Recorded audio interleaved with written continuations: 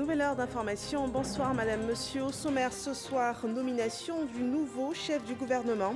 Le président de la République Alassane Ouattara désigne ce jeudi Ahmed Bakayoko en qualité de Premier ministre, chef du gouvernement, ministre de la Défense. Il succède ainsi à Amadou Gon Coulibaly, décédé le 8 juillet dernier.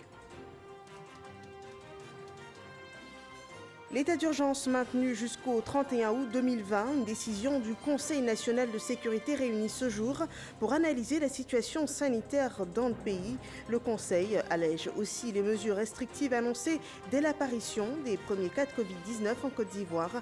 Suivez dans ce journal les conclusions de la séance. Et à quelques heures de la fête musulmane de l'Aïd el-Kébir, la Tabaski, le gouvernement rassure de la disponibilité des bêtes pour le sacrifice. Plus de 115 000 têtes de moutons ont été importées pour satisfaire la demande sur les marchés.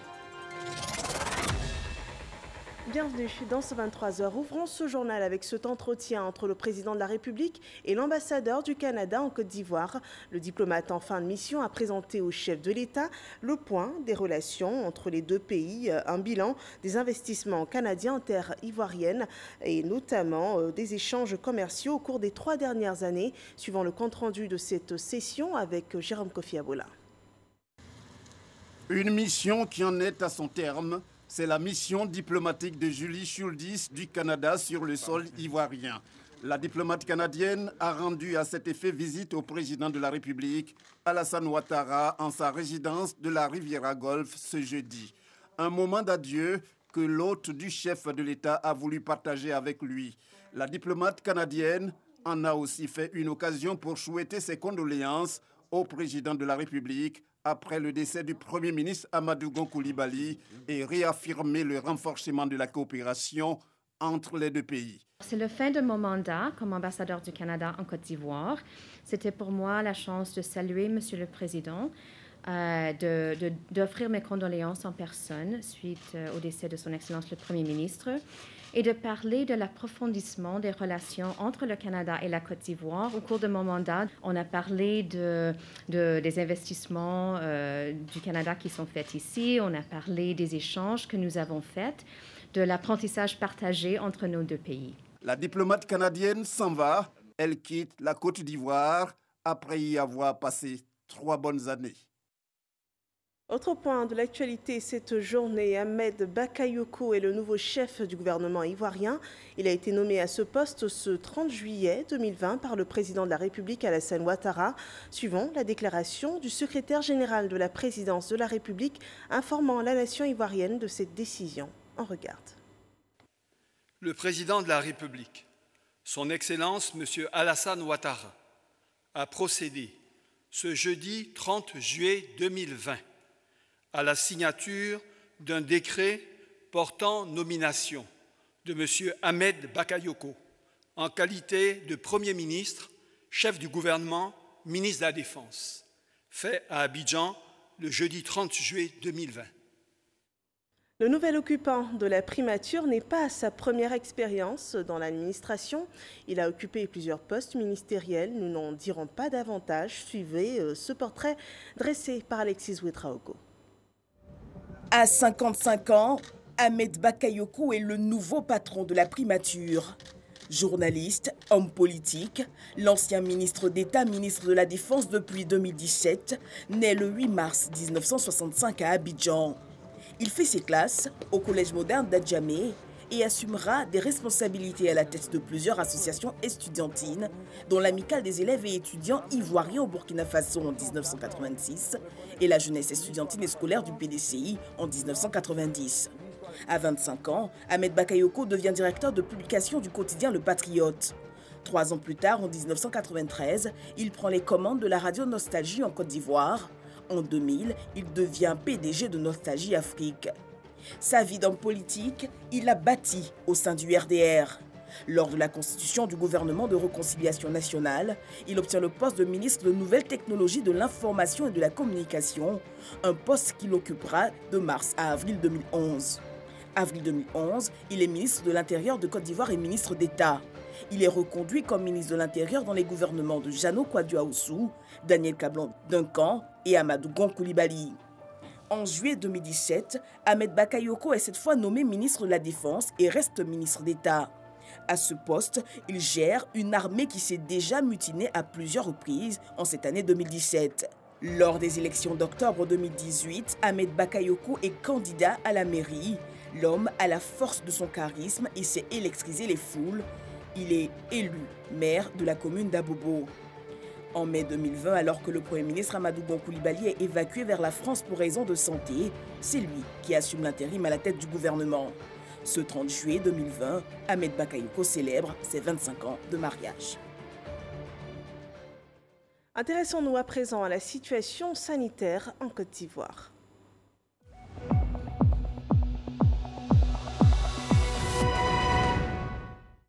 Le Conseil national de sécurité s'est réuni ce jeudi pour analyser la situation sanitaire en Côte d'Ivoire.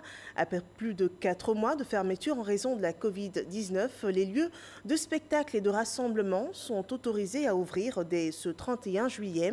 La courbe des cas étant toujours ascendante, l'état d'urgence reste maintenu jusqu'au 31 août prochain. L'ensemble des conclusions de ce Conseil est énuméré par le ministre de la Santé et de l'Hygiène publique. Le Conseil national de sécurité, après analyse de la situation épidémiologique et des conséquences économiques, notamment dans le secteur du divertissement, a pris note de l'engagement des acteurs à promouvoir les mesures barrières et à contribuer fortement à la sensibilisation des populations contre la pandémie. Tenant compte de la situation et après avis du comité scientifique, le Conseil national de sécurité décide du maintien de l'état d'urgence jusqu'au 31 août 2020, du maintien de la fermeture des frontières terrestres et maritimes, de l'ouverture des bars, des boîtes de nuit, des cinémas et lieux de spectacle à partir du 31 juillet 2020, dans le strict respect des mesures barrières, notamment le port du masque, le lavage des mains et la distanciation physique. De la reprise des rassemblements sur l'ensemble du territoire, sur autorisation des préfets et après avis des autorités sanitaires. Du maintien du confinement obligatoire de toutes les personnes vulnérables, y compris les femmes enceintes. De la poursuite des actions de communication et de sensibilisation communautaire en lien avec les collectivités, le corps préfectoral, les leaders religieux, les autorités traditionnelles, les travailleurs sociaux et les agents communautaires. De la prorogation à titre exceptionnel pour une période de 3 mois, à savoir de juillet à septembre 2020, du paiement des primes au personnel de la santé et aux forces de défense et de sécurité. De la mise en place d'un circuit spécifique des textes au profit des voyageurs dans le cadre de l'ouverture des frontières aériennes dans le respect des dispositions internationales et des mesures sanitaires requises à la sécurité dans l'environnement du voyage. Ce dispositif sera à la charge du voyageur. Le Conseil national de sécurité invite les populations à aider le corps médical et les autres acteurs qui ne ménagent aucun effort pour accomplir leur devoir en respectant scrupuleusement les mesures barrières.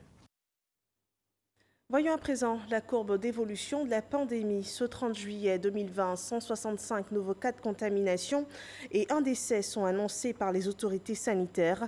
15 978 cas de Covid-19 sont à ce jour répertoriés en Côte d'Ivoire. Et avec un nouveau décès, ce jour, le pays atteint la barre des 100 morts dus à la Covid-19. Le virus est toujours aussi présent. La vigilance et le respect des mesures barrières demeurent la seule arme pour venir à bout de cette pandémie.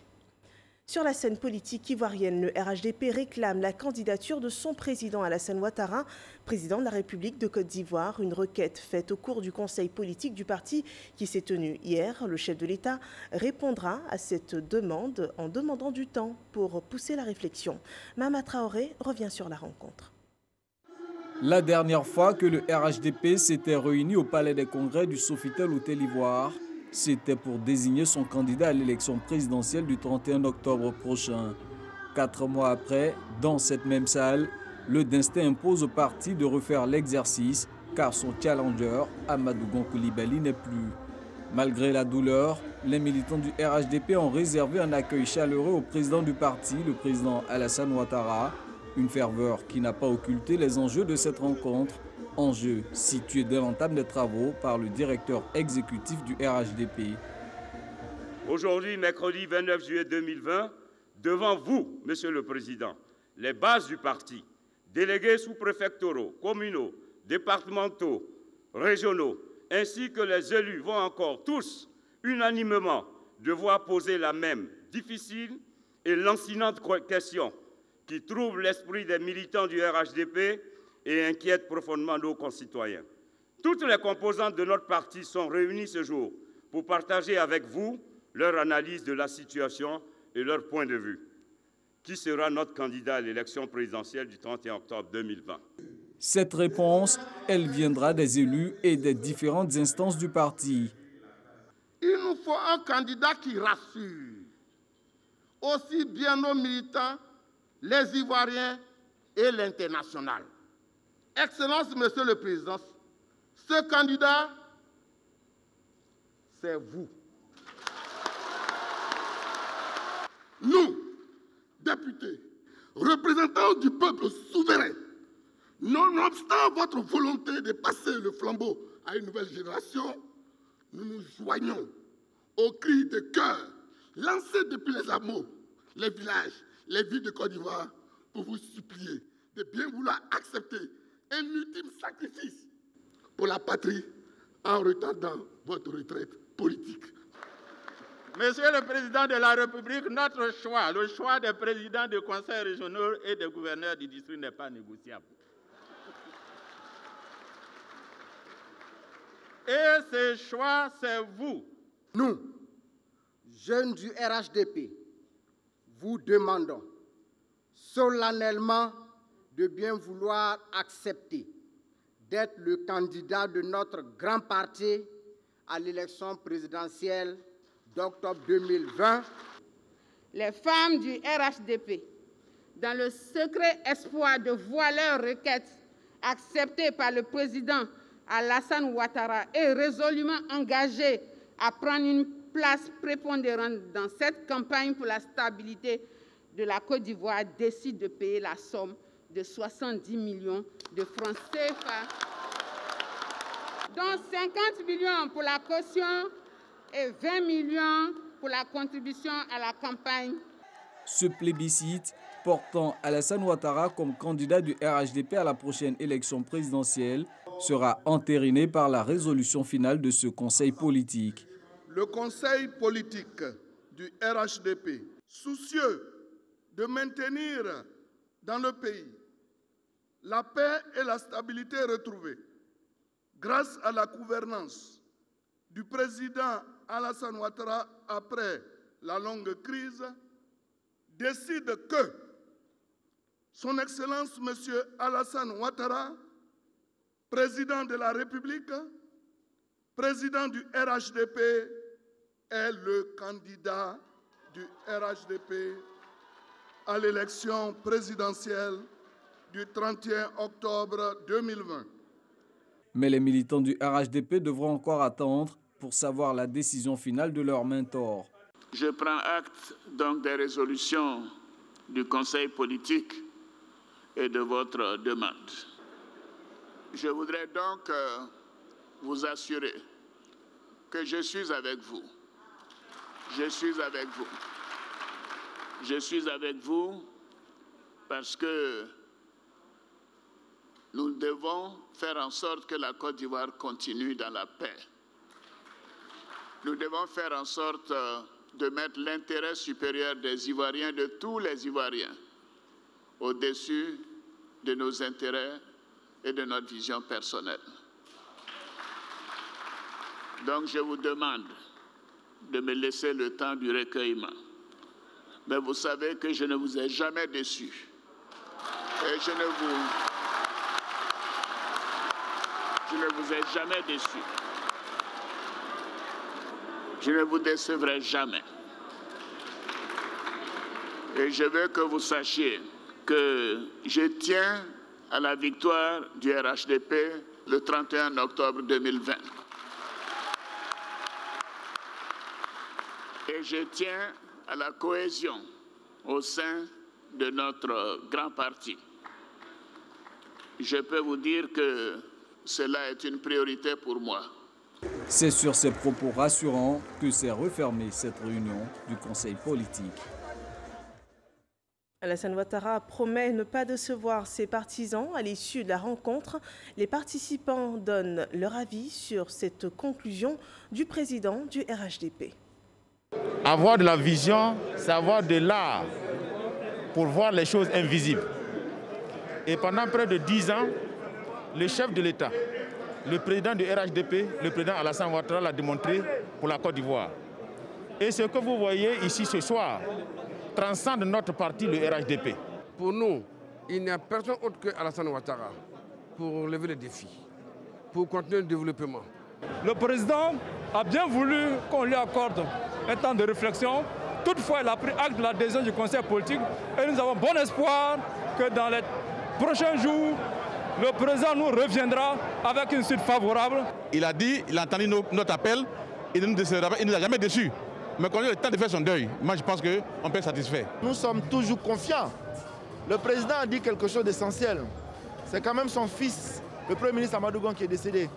Il y a encore une forte émotion. Il est nécessaire et il est indispensable que nous respections cette émotion-là. Et il a dit qu'il allait nous revenir. Nous savons qu'il va prendre une décision idoine, vraiment pour pouvoir sauver la Côte d'Ivoire. Du fait que le président dit « je prends acte », donc nous supposons qu'en tant qu'homme de paix, en tant qu'un homme très sage, il prendra la bonne décision pour la bonne marche des choses dans notre bon pays.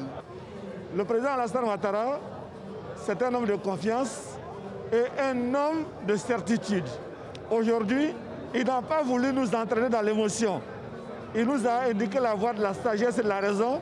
Et je demande à tous les militants du RHDP de suivre cette voie et de faire confiance au président de la République. Satisfait en ce sens que le président l'a dit, il ne nous a jamais déçus. Et donc nous pensons qu'il ne le fera pas.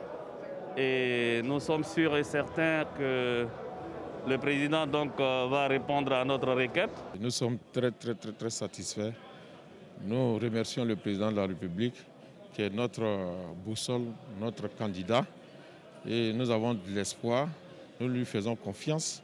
Il a compris que l'enjeu est important qu'il nous accompagne. Et nous sommes satisfaits parce que très bientôt, le président de la République n'aura d'autre choix que d'accepter cet appel. C'est demain la célébration de l'Aïd el-Kébir, encore appelée la Tabaski. En Côte d'Ivoire, la prière officielle se déroulera en la grande mosquée de la Riviera Golfe. Une décision du Conseil supérieur des imams, des mosquées et des affaires islamiques, le COSIM. Suivant la déclaration faite à ce propos, et elle est rapportée par Pargues Sorokone. Bismillahirrahmanirrahim. Wassalatu wassalam ala ashrafil mursalin wa ala alihi wa ashabi ajma'in. Communiqué portant réglementation des prières de masse.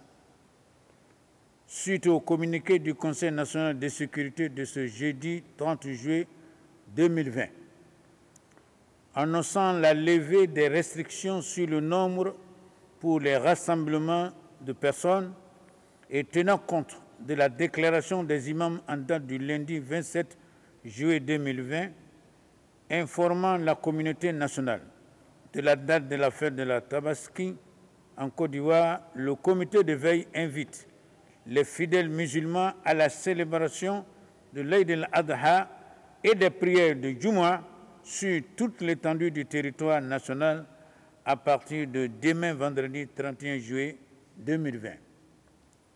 Vu la situation sanitaire du moment, le comité de veille Covid-19 de la communauté musulmane insiste auprès de tous pour le respect des gestes barrières en vigueur, notamment le lavage des mains avec de l'eau et du savon ou l'utilisation du gel hydroalcoolique, la distanciation physique, le port de masque et l'utilisation de son tapis individuel, les poignées de main et les accolades. Le comité de veille recommande aux imams de bien vouloir réduire le temps des sermons pendant l'office. Le comité de veille attire l'attention des imams et des responsables des comités de gestion des mosquées sur la nécessité de l'observation des mesures ci-dessus énumérées. La Tabaski, c'est la célébration du sacrifice du mouton. Pour permettre à la communauté musulmane de sacrifier à la tradition, plus de 115 000 têtes de moutons ont été mises sur le marché pour répondre à la demande de la population en cette période. Le ministre des Ressources animales et halieutiques, Moussa Dosso, a effectué dans les parcs de bétail des communes d'Adjamé une visite pour s'enquérir de l'approvisionnement sur les marchés et du respect des prix. Suivons le point de cette visite dans ce reportage de Jean-Louis Wango. Parc à bétail d'Adjamé, des moutons à perte de vue. La Tabaski n'a jamais aussi bien porté son nom, la fête du mouton. Mais dans ce large éventail, Mao Yakin a du mal à trouver son compte. Moi, on parle de 200 000, plus moins cher même, on parle de 100 000. Oh, ça fatigue. C'est là, je sais qu'au fur et à mesure qu'on est tourné un peu. Alors... Drissa, lui, n'a pas hésité à faire une rallonge sur son budget pour s'offrir son mouton. Cette année, franchement, j'avais un budget de 120 000. Mais apparemment, j'ai trouvé le mouton que j'ai aimé. Et on m'a proposé que le mouton est à un prix de 150 000. Et j'étais obligé d'acheter. Le prix, la sempiternelle équation à résoudre pour les acheteurs de moutons à la veille de la fête de Tabaski, le jour où les vendeurs réalisent leurs meilleures affaires. Ça sort un peu, mais ça n'a pas encore fini. Mais ça sort un peu. Aujourd'hui, là, peut-être même si ça n'a pas fini, ça ne reste pas beaucoup. S'assurer que le marché est suffisamment approvisionné, mais surtout qu'il n'y a pas de flambée des prix. C'est la raison de la visite du ministre de tutelle sur quelques parcs à bétail d'Abidjan en cette veille de fête. C'est plus de 115 000 petits ruminants, c'est-à-dire tout ce qui touche les moutons, les chèvres.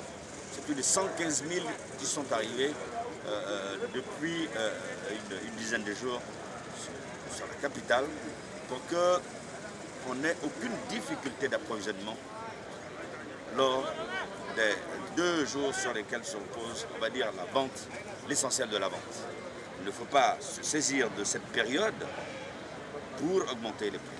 Parce qu'il s'agit pour nous, d'abord et avant tout, d'une fête religieuse. 115 000 têtes reparties sur les 5 parcs à bétail que compte le district d'Abidjan. La pandémie du coronavirus n'aura donc eu aucune incidence sur l'approvisionnement du marché. 80 à 70% vient du Burkina Faso, et le Mali 15% ou 20%, et le Niger, Mauritanie 5%. Le mouton ne manquera pas le jour de la Tabaski, a ainsi rassuré le ministre, poursuivant auprès des vendeurs du jour la sensibilisation à la pratique de la vérité des prix. Et ces petits ruminants que nous venons de voir viennent pour la plupart de cheptels du Burkina Faso. Les éleveurs et exportateurs de ce pays frontalier à la Côte d'Ivoire sont mis à contribution pour satisfaire la demande des marchés ivoiriens. Pour savoir tout sur le processus d'acheminement en Côte d'Ivoire du beau bélier que vous immolerez certainement demain, plongez dans l'univers des exportateurs burkinabés de bétail. C'est un reportage de Kader Sogodogo. Marché principal de bétail de Tanguin, nous sommes en plein cœur de Ouagadougou, la capitale du Burkina Faso. C'est d'ici que partent les chargements de bétail pour des pays comme le Ghana, le Togo, le Sénégal et la Côte d'Ivoire. Le Burkina Faso, qui a cette terre propice à l'élevage, tire de forts dividendes dans le commerce de bétail qui contribue énormément à son économie. 20% du produit intérieur brut, comparativement à la Côte d'Ivoire qui enregistre moins de 5%. Il est donc clair que pour ses besoins en protéines animales, la Côte d'Ivoire se tourne vers un grand producteur comme le pays des hommes intègres. En période de célébration de l'Aïd el-Kébi, la demande connaît un pic, surtout en ovins. En 2019, les responsables de la filière bétail et viande du Burkina Faso ont convoyé vers la Côte d'Ivoire plus de 700 camions, ce qui tourne autour de 250 000 têtes de moutons. Et pourtant, des pays comme le Ghana, le Togo ou encore le Sénégal se présentent en potentiel concurrent de la Côte d'Ivoire. Pour 2020, la destination Côte d'Ivoire reste la priorité du Burkina Faso. La Côte d'Ivoire, c'est un pays frère. Nous travaillons ensemble. Au moment de toutes les années de Tabaski, nous amenons nos animaux envers la Côte d'Ivoire parce que c'est un pays côtier. Et nous sommes un pays éleveur. Malgré la fidélité du marché burkinabé, l'approvisionnement en 2020 est rendu difficile par les activités terroristes dans le nord du Burkina Faso. Pour avoir le mouton, c'est pas facile. Et puis le Burkina, actuellement, il y a le bandit là, qui sont au village là, attaquent le village, les gadis là, tout ça là, c'est pas bon. Ça garde nos marchés. La conséquence directe du terrorisme est la cherté du mouton sur les marchés au Burkina Faso. Les échanges sont parfois difficiles, comme ici à Bobo Dioulasso. Je voulais diminuer ça, on a trouvé d'accord quoi. Ok, il faut donner 170 000. Ça c'est beaucoup. Bon, mon dernier prix fait 160. Il faut laisser 75 000. Ça ne peut pas. C'est un prix d'un poulet. Hein? Grâce à la stratégie mise en place par le président de la Confédération des fédérations bétail et viande de l'UEMOA, avec résidence à Abidjan, Isiaka Sawadogo, la destination Côte d'Ivoire reste une priorité. Ces hommes sont sur le terrain. Nous, Dieu merci, on a un patron qui est le président du conseil administratif des filières bétail, M. Elhaj Sawadogo Isaka. Lui, il nous aide vraiment techniquement et financièrement. Nous-mêmes, notre exportation dans l'ensemble de l'année, Côte d'Ivoire seul prend 85% des animaux. Les difficultés même que souvent nous rencontrons ici, nous ne les rencontrons pas en Côte d'Ivoire. Quand nous, on prend ici à la Côte d'Ivoire, les frontières ivoiriennes, ça nous vaut à peu près 140 km. 140 km pour un chargement, nous dépensons à peu près plus de 250 000 à 300 000 francs pour 145 km au Burkina ici. Or pourtant, pour 600 et quelques de Abidjan à Ouangolo, nous ne dépensons pas plus de 80 000 francs. Donc vous voyez qu'il n'y a pas de problème au niveau de la Côte d'Ivoire. Les camions de moutons sont convoyés en Côte d'Ivoire. À Ouangolo-Dougou, la porte d'entrée, les services vétérinaires examinent les bêtes. Les convoyeurs également sont soumis à des exigences sécuritaires et sanitaires. Regardez les statuts vaccinales en ce qui concerne la lutte contre la fièvre jaune et la méningite. Donc ceux qui ne sont pas à jour au niveau de la fièvre jaune, on profite pour leur demander de se mettre à jour. Et c'est obligatoire. Tout est mis en œuvre pour ravitailler le marché ivoirien. Une fois que les camions arrivent ici, on essaie de partager les camions dans toutes les villes de la Côte d'Ivoire. Daloa, San Pedro, Soubré, Gagnoa, Ma, Daoukro, Bayakro, partout où les musulmans se trouvent, on essaie de faire partir les camions dans ces zones-là pour que là où se trouve un musulman doit avoir son mouton. Au total, les échanges commerciaux entre le Burkina Faso et la Côte d'Ivoire dans le domaine du bétail se portent bien. Les différentes rencontres dans le cadre du traité d'amitié et de coopération TAC entre les deux pays ont certainement facilité les choses. Pour cette année, la tendance est à la baisse à cause du terrorisme au Burkina Faso. Il faut donc s'attendre à un coût élevé du mouton à Abidjan et sur les autres villes de Côte d'Ivoire. C'est une année électorale aussi pour le monde du football en Côte d'Ivoire. Les Jeux sont ouverts pour la présidence de la FIF, la Fédération ivoirienne de football. À 48 heures de la fin des dépôts de dossiers, Sori Diabaté a procédé au dépôt de son dossier de candidature. Il comporte 3 groupements d'intérêt, dont celui des médecins. Le récit de Jean-Sylvain Esso.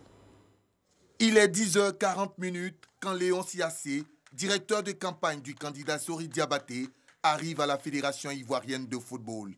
Il tient en main le dossier de candidature de Sori Diabaté ainsi que ceux des 17 membres de son comité exécutif.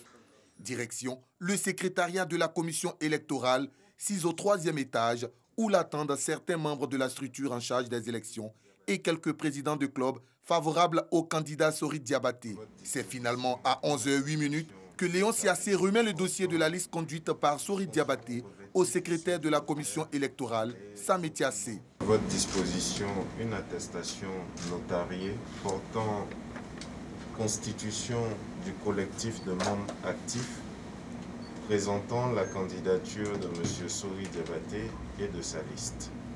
La composition du collectif est précisée sur l'attestation. Un dossier qui comprend un extrait de naissance, un certificat de nationalité, l'acte de candidature, un chèque libellé à l'ordre de la FIF de 5 millions de francs CFA, un casier judiciaire, le parrainage de 8 clubs de Ligue 1, 10 de la Ligue 2, 24 de la Division 3, 3 groupements d'intérêt, dont celui des médecins.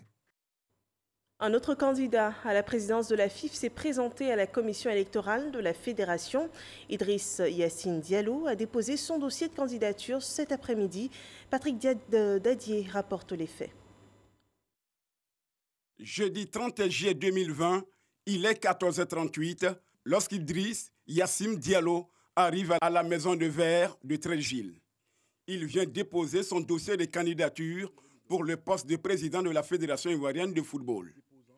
Jean-Baptiste Sam Etiassé, secrétaire général de la commission électorale et de recours, réceptionne les différents documents devant un parterre de journalistes. Je voudrais demander à tous les frères de la famille du football de comprendre que nous sommes dans une compétition sportive et rien d'autre. Il faut désarmer les cœurs, il faut désarmer les langues, il faut désarmer les plumes. Le principe du sport, c'est le fair play et c'est l'éthique. Avec un comité exécutif fort de 17 membres, où figurent notamment les dirigeants des clubs et des anciens footballeurs, Idriss Diallo veut faire du football ivoirien un modèle en Afrique et dans le monde. L'élection à la présidence de la Fédération ivoirienne de football est prévue pour le 5 septembre 2020. Idriss Diallo et son équipe n'attendent plus que le feu vert de la commission électorale. Le processus électoral de la FIF met un terme à cette édition d'information. Merci de nous avoir suivis. Retrouvez dès 6 h demain Abdoulaye Koné pour un autre point sur l'actualité. Et très belle fête de la Tabaski à tous les musulmans de Côte d'Ivoire. Bonne soirée chez vous.